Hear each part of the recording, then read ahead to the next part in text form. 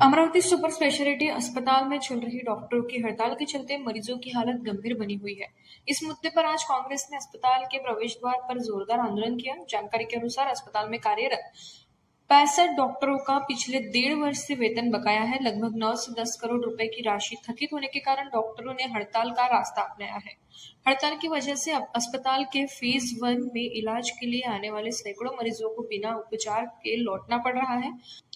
अब तक करीब 600 से 700 शस्त्रक्रियाएं टल चुकी है, जिससे हजारों गरीब मरीजों की स्थिति दयनीय हो गई है और कई मरीजों की जान खतरे में है।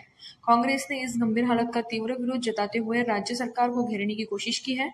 आंदोलन का नेतृत्व करते हुए कांग्रेस नेता सुनील देशमुख ने कहा कि गरीब मरीजों के साथ अन्याय हो रहा है। उन्होंने हड़ताली डॉक्टरों से चर्चा की और बाहर झीलों से आए किडनी प्रत्यारोपण जैसे गंभीर ऑपरेशन करने की अपील की।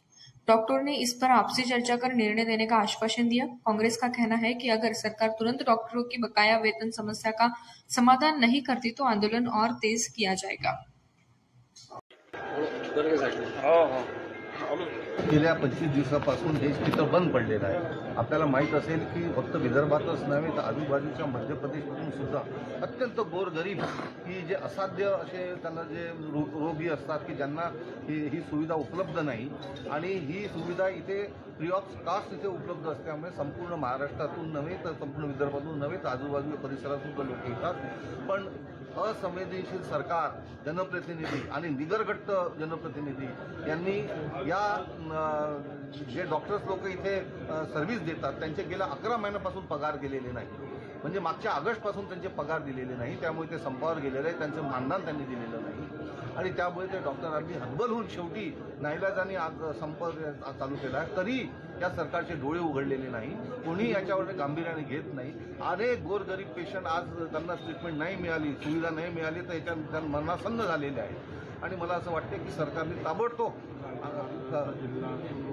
रुग्णसेवा आणि असं आहे की इस्पितळ आणि दोनच इस्पितळ असे आहे की ह्या इस्पितळासारखा इस्पितळ तुम्हाला कुठे देश महाराष्ट्रामध्ये सापडणार नाही।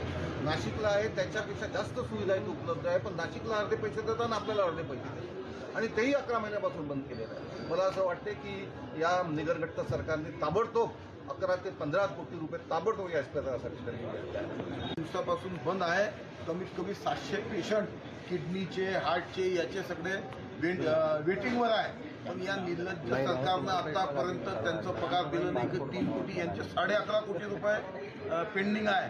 कितीतरी कामं कमिशनमध्ये हजारो करोडो कोटीचा भ्रष्टाचार चालू आहे।